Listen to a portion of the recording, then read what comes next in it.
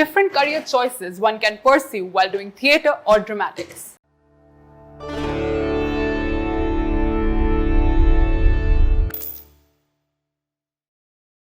Hi, in today's video, we are going to look at different career choices one can pursue while doing theatre or dramatics.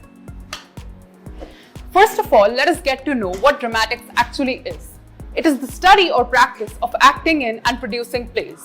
It can be described as fiction represented in performance.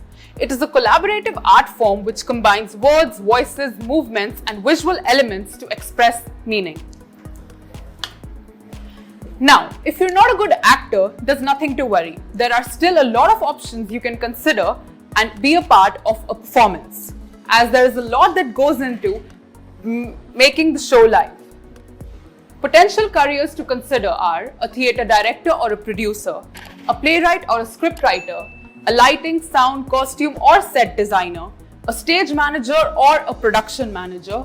You can either be a drama teacher or professor, an arts administrator or manager in a theatre or performing arts organization. You can be an event planner or coordinator. Public relations or marketing specialist for a theatre or performing arts organization is also something you can look at. Thank you.